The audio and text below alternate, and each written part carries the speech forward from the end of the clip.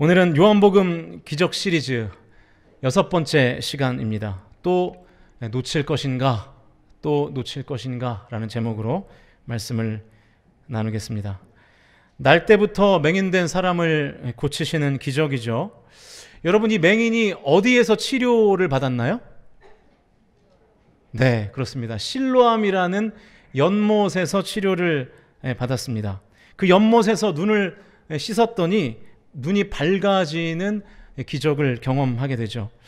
저는 이 말씀을 읽을 때마다 실로암이라는 찬양이 생각나요. 그래서 우리가 좀 전에도 그 찬양을 불렀는데, 우리 성광교회에도 이 실로암의 기적이 나타나실 수 있기를 주님의 이름으로 축복합니다. 예배 중에도 좀 이런 기적이 나타나면 좋겠어요. 네. 어떻게 하냐면요, 이렇게요. 한번 영상을 잠깐 보실까요? 제 설교문을 보여주시면 어떡합니까? 네. 1급 기밀입니다, 그러면. 네.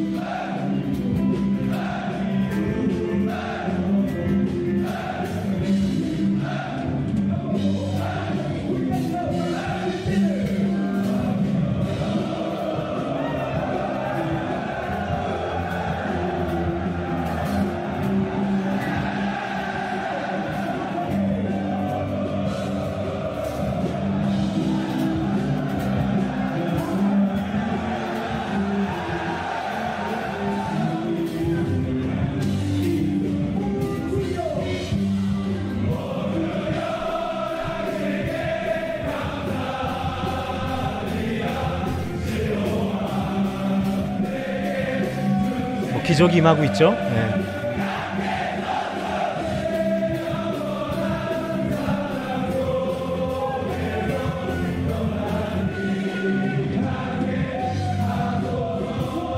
네, 여기까지 한번 보겠습니다.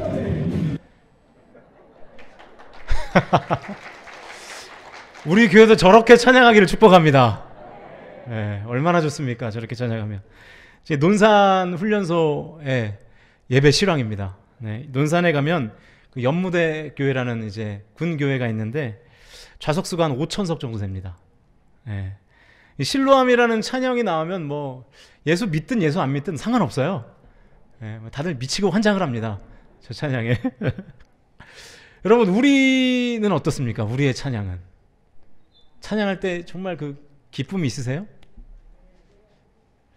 저는 좀 이렇게 우리 교회가 찬양할 때 좀 박수도 이렇게 좀 크게 치고 그랬으면 좋겠는데, 무슨 이 도마뱀 뒷다리 마냥 맨날 박수도 그냥 이렇게 치고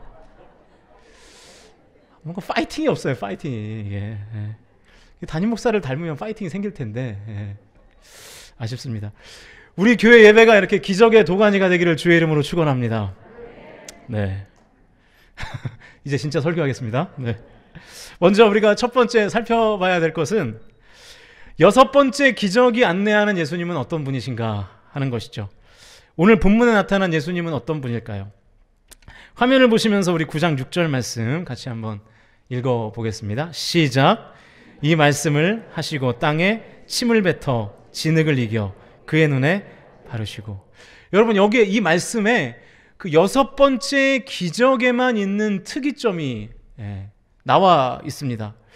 예수님이 누군가를 치료하실 때에는 보통 2가지의 방법을 쓰세요. 첫 번째는 그냥 말씀으로 치유하시거나, 또 기껏 하시는 행동이라고는 그냥 손을 대는 정도, 이 2가지로 보통 예수님은 치유 사역을 하시죠. 그런데 오늘 본문에 보면 처음으로 예수님이 어떤 수단을 사용하셔서 치유하시는 장면이 기록되어 있습니다. 사실은 예수님이 굳이 어떤 수단을 사용해서 치유하실 이유가 없죠. 그럴 필요가 없죠. 왜냐하면 말씀만 하셔도 이 세상을 창조하시는 분이 굳이 왜 어떤 도구를 사용하시겠습니까? 그럴 필요가 없는데, 그렇게 하셨다는 것은 그 행위 자체에 어떤 메시지가 있다는 뜻이겠죠. 그 메시지가 뭔지를 찾으면 예수님이 어떤 분이신지를 우리가 깨달아 알게 되는 것이죠. 예수님이 날 때부터 맹인인 사람의 눈을 치유하실 때 쓰셨던 수단이 뭔지 우리 다시 한번 9장 6절 말씀을 읽어보죠. 시작.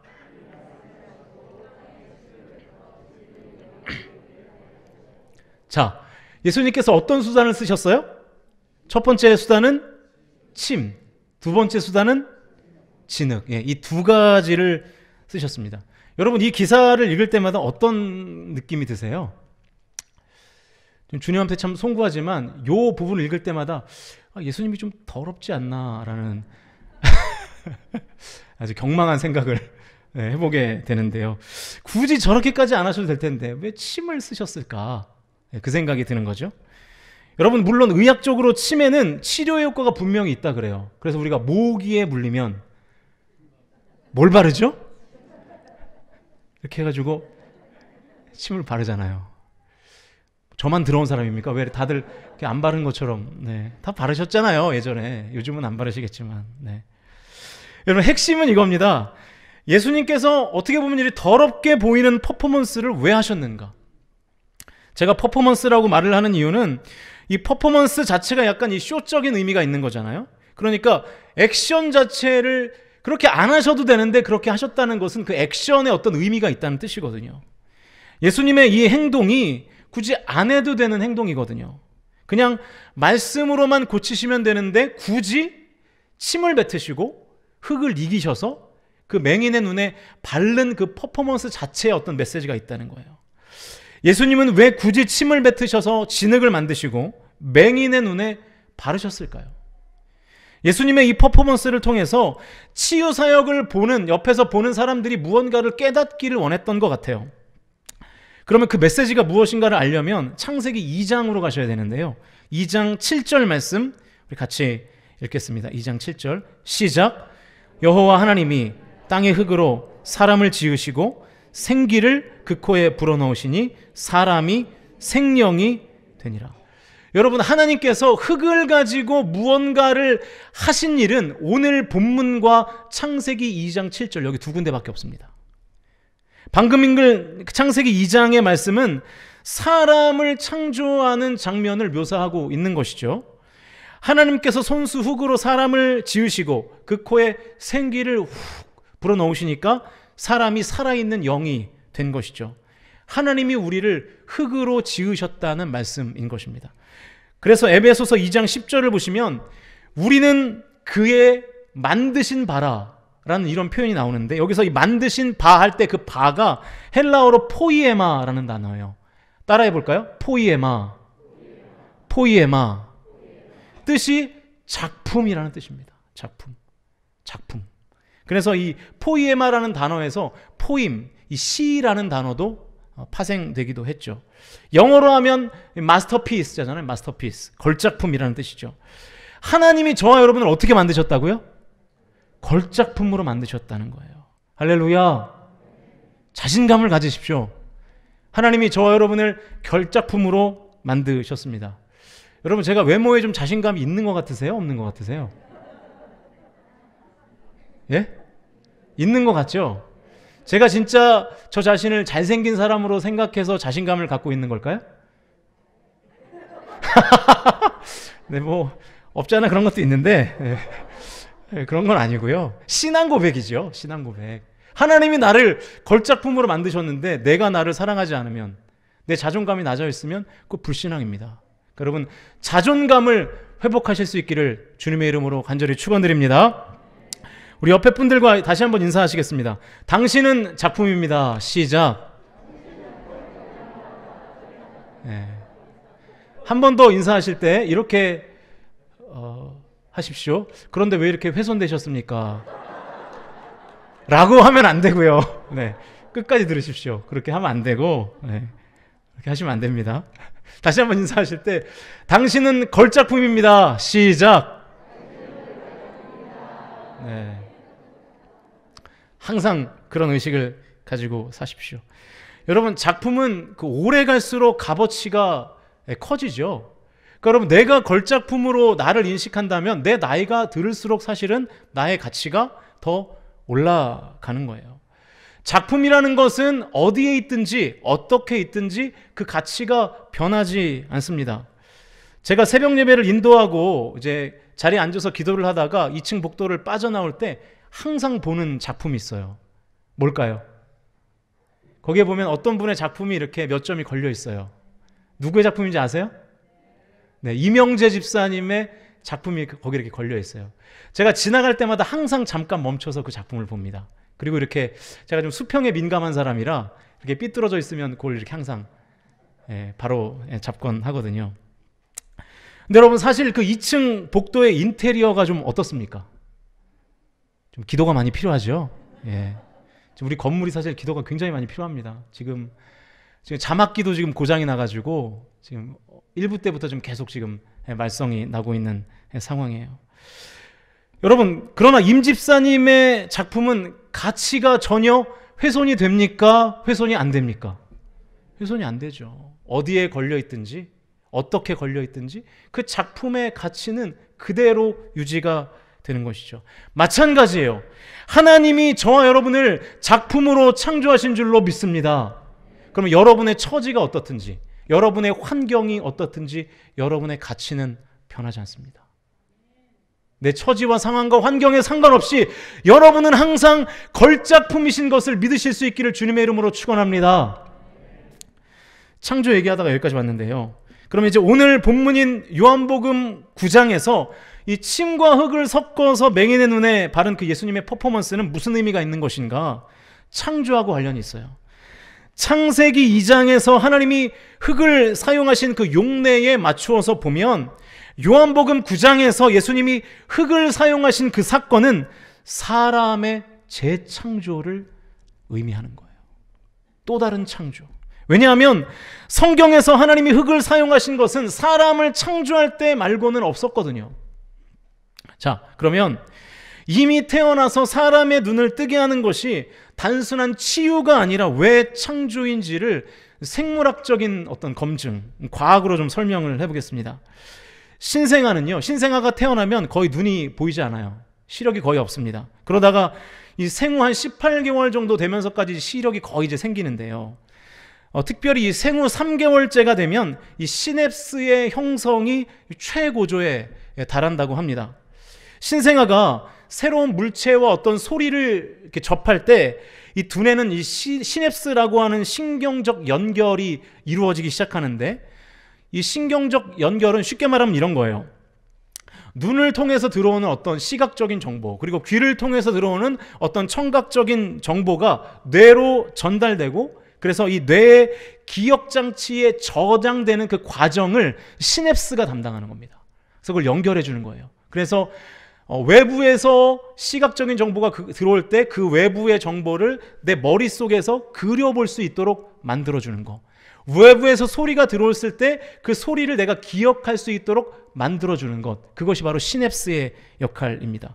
그래서 우리는 눈을 감고도 아, 사람이 저렇게 생겼구나, 아, 꽃은 저렇게 생겼구나, 금방 우리가 머릿속으로 그릴 수 있게 되는 것이죠. 더 쉽게 설명을 해드리면, 여러분이 좋아하는 장민호라는 가수가 있죠. 예, 트로트 가수 장민호. 콘서트 다녀오신 분도 있는 걸로 알고 있어요, 제가. 네. 그러면 우리가 그 장민호라는 가수를 보고 있지 않아도 눈을 감으면 우리가 장민호를 생각하면 장민호의 얼굴이 떠오릅니까? 안 떠오릅니까? 또 안 떠오르시는 것처럼 또 연기를 하시는데 떠오르잖아요. 네, 떠오르죠. 지금 웃는 분들은 이미 장민호를 떠올리고 계신 분들입니다. 네. 장민호의 구성진 트로트를 우리가 지금 듣고 있지 않아도 머릿속으로 들을 수 있나요, 없나요? 들을 수 있는 것이죠. 그게 가능한 이유가 뭐냐면 시냅스가 외부의 정보를 내 머릿속 내부로 연결시켜주기 때문이거든요. 이제 장민호는 머릿속에서 지우십시오. 이제 말씀을 드려야 되니까. 그런데 날 때부터 맹인이었던 이 사람은 외부에서 시각적으로 받아들인 게 단 한 가지라도 있을까요, 없을까요? 없는 거예요. 그렇기 때문에 머릿속은 온통 어두움이에요. 빛이 뭔지도 모르고 꽃이 뭔지도 모르고 사람이 어떻게 생겼는지도 몰라요. 머릿속으로 그릴 수 있는 것이 아무것도 없는 거예요. 왜냐하면 아무런 정보를 받아들이지 못했기 때문에. 그래서 소리는 들리는데 그 소리의 대상이 어떻게 생겼는지를 모르는 거죠. 돼지의 소리를 아는데 돼지가 어떻게 생겼는지를 모르는 거예요. 날 때부터 맹인이었던 이 사람의 머릿속은 온통 흑암이고 어둠이고 혼돈과 공허인 것입니다. 마치 어떤 상태와 같을까요? 창세기 1장 2절과 같은 상황입니다. 화면을 보시면서 같이 한번 읽어볼까요? 시작. 땅이 혼돈하고 공허하며 흑암이 깊음 위에 있고 하나님의 영은 수면 위에 운행하시니라. 여러분, 이게 창조 이전의 상태입니다. 오늘 본문의 날 때부터 맹인이었던 사람의 상태가 이와 똑같은 거예요. 창조 이전인 거예요. 혼돈과 공허와 흑암.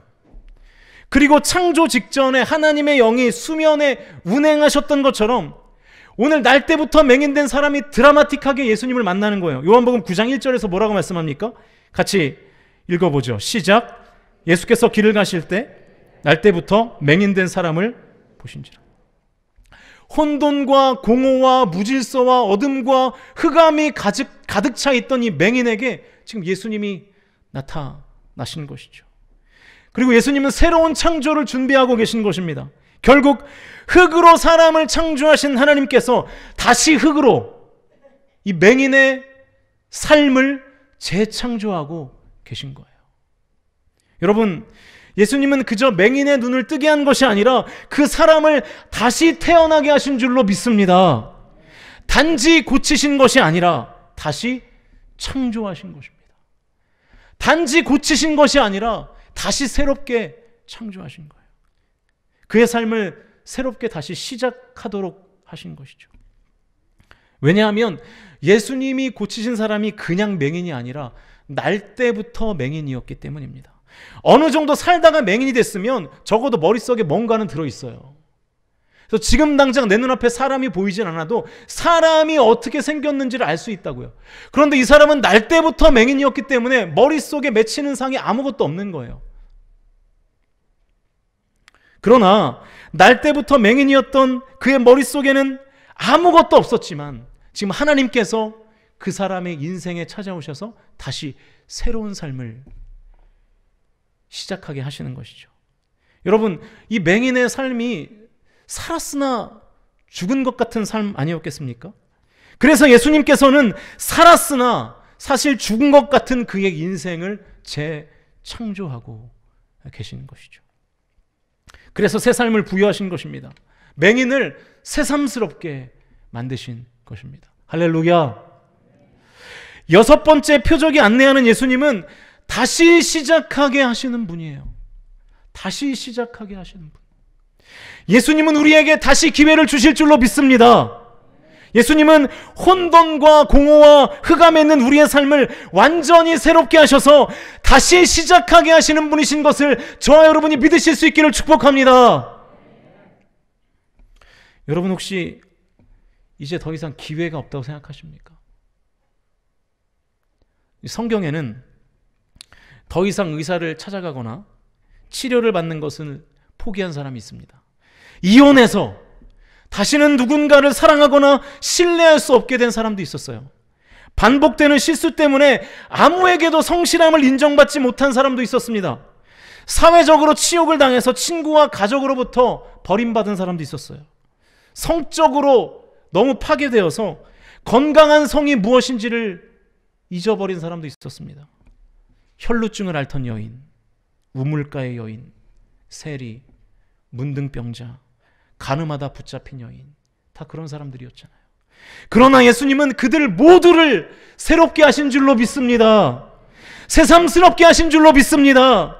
그들에게 다시 기회를 주신 줄로 믿습니다. 다시 시작하게 하신 거예요. 그들을 새삼스럽게 하신 그 하나님이 오늘 저와 여러분이 믿는 하나님이신 줄로 믿으실 수 있기를 주님의 이름으로 축원합니다. 그러니 여러분, 절대로라는 말을 하지 마십시오. 난 이제 절대로 안 될 거야. 난 끝났어. 난 회생이 불가능해. 절대로 그렇지 않습니다. 하나님의 사전에 끝은 없습니다. 다시 시작이 있을 뿐이죠. 왜냐하면 저와 여러분이 믿는 하나님은 창조주이시기 때문입니다. 무에서도, 아무것도 없는 곳에서도 유를 창조하시는 분이 저와 여러분이 믿는 주님이신 줄로 믿습니다. 인생을 재창조하셔서 완전히 새롭게 하실 수 있는 분입니다. 완전히 새롭게 하심으로 다시 나에게 세컨 찬스, 두 번째 기회를 주시는 거예요. 하나님은 우리를 혼돈과 공허와 흑암 가운데 내버려 두지 않으시고 우리를 재창조하시고 우리를 새롭게 하셔서 다시 기회를 주시고 다시 시작하게 하신 분이신 걸 저와 여러분이 온전히 믿으실 수 있기를 주님의 이름으로 축원드립니다. 이것이 여섯 번째 표적이 안내하는 예수님입니다. 다시 시작하게 하시는 분. 자, 그러면 나를 재창조하셔서 다시 시작하게 하시는 예수님을 만나기 위해서 그럼 우리는 뭘 해야 될 것인가? 7절인데요. 같이 읽겠습니다. 7절. 시작. 이르시되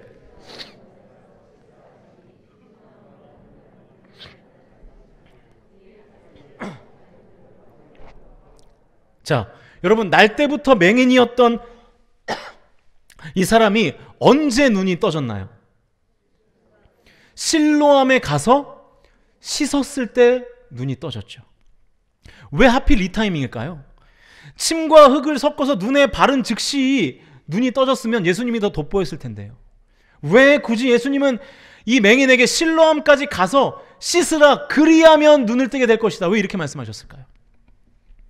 오늘 스토리의 정황을 보면 예수님이 이 침과 흙을 섞어서 날 때부터 맹인이었던 사람의 눈에 그 흙을 발랐던 장소와 그리고 실로암이라는 연못이 있었던 장소 사이에는 꽤 큰 거리가 있었던 것으로 보입니다. 제가 왜 그렇게 추정을 하냐면 요한복음 9장 8절 이하를 보시면 눈뜬 맹인이 눈을 뜨고 난 다음에 이웃을 만나거든요.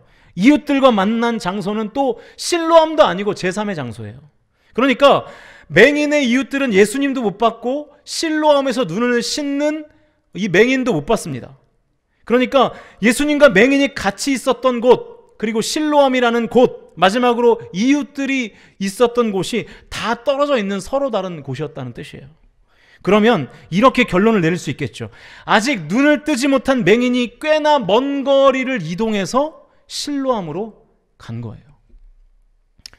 제가 이제 실로암을 가봤습니다. 성지순례를 가보시면 다 가보실 텐데, 보통 성지순례를 가면 이제 히스기야 터널을 1시간 정도 이렇게 통과합니다. 어두운 이렇게 뭐 땅굴 같은 데인데요.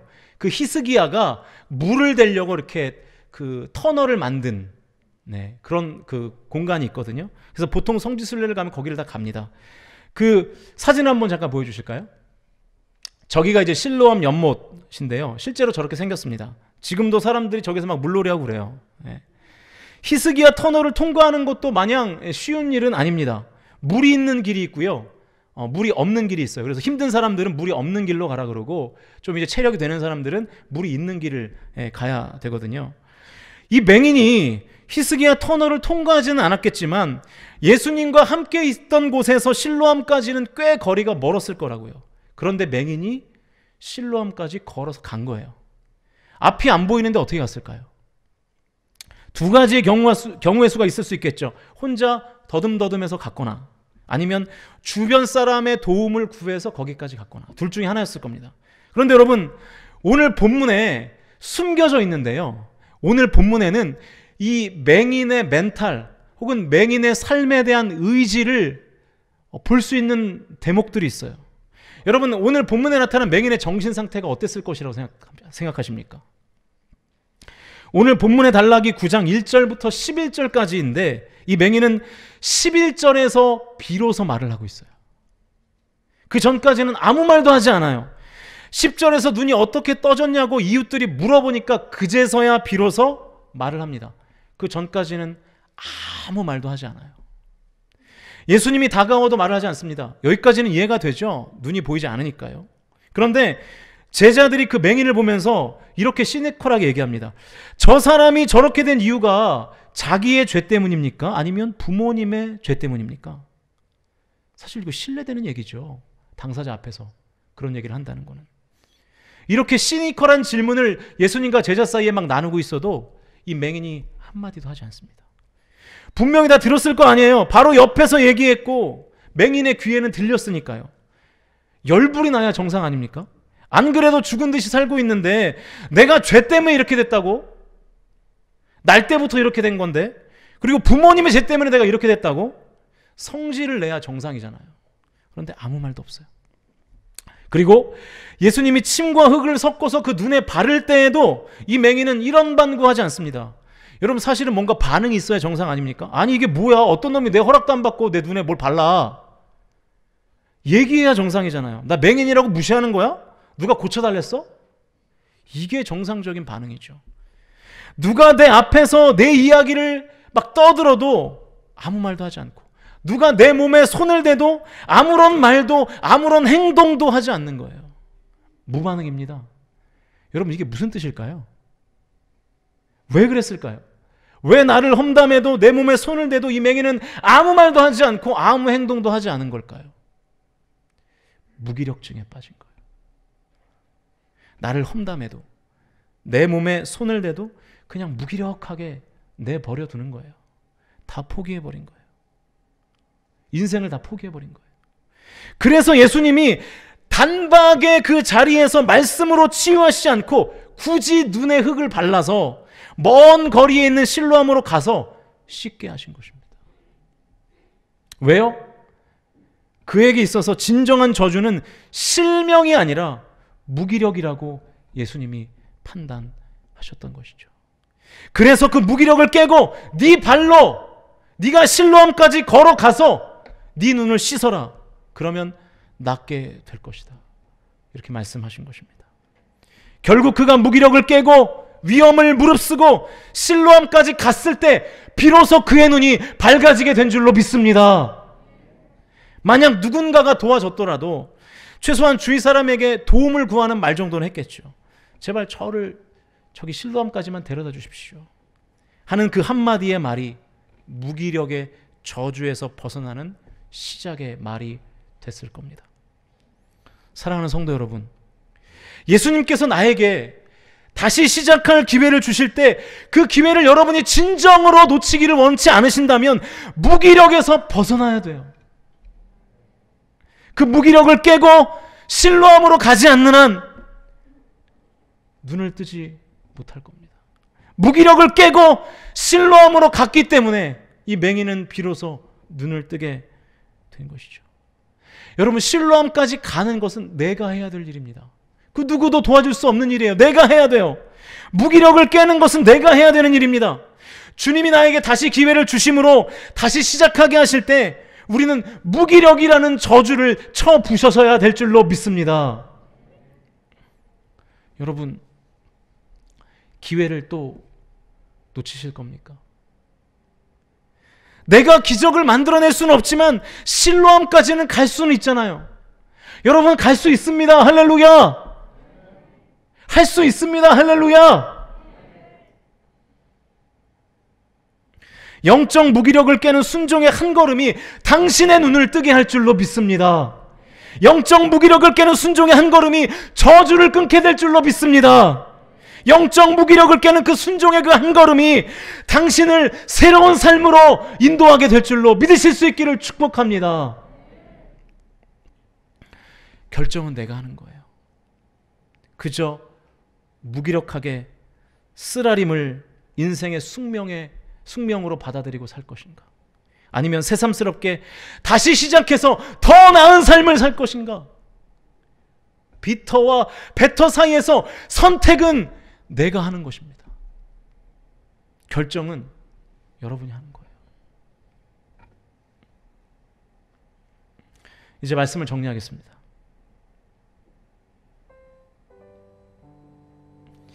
미국의 어느 한 교도소 2층 끝방에 한 사형수가 수감되어 있습니다.